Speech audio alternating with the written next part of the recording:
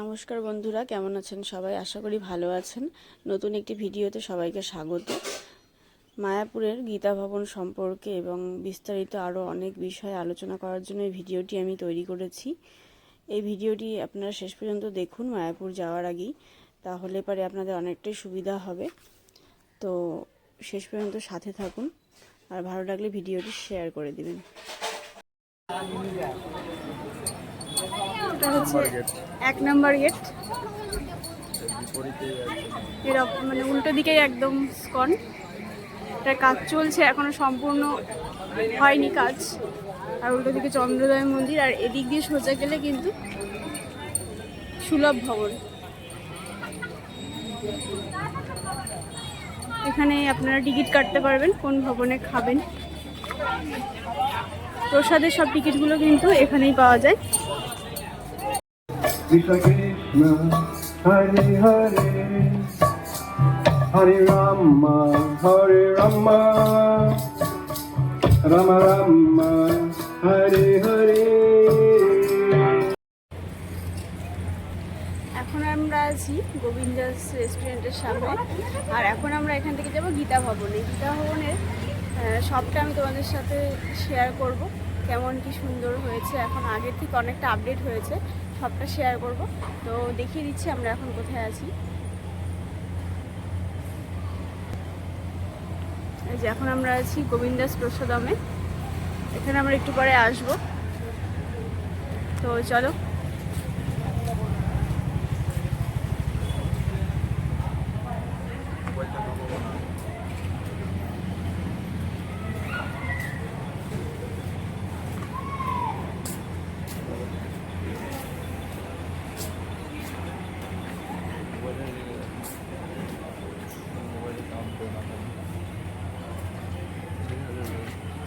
এখানে কিন্তু সামনে একটা প্লেগ্রাউন্ডের মতো আছে, এখানে বাচ্চারা খেলাধুলা করে।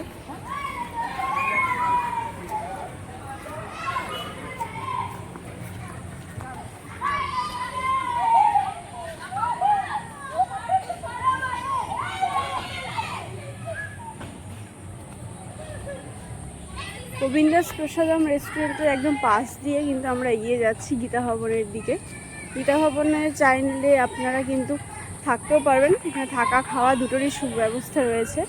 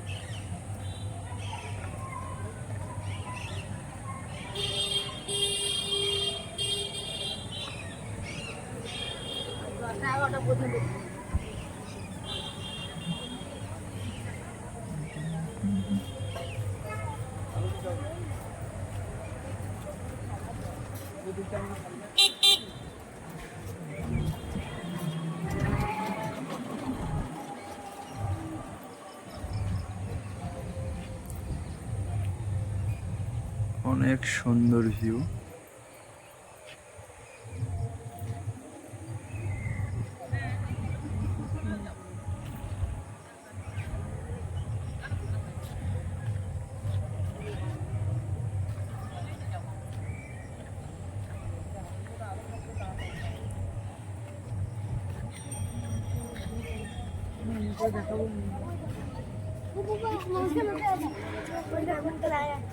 আমরা চলে এসেছি এখন গীতা ভবনে।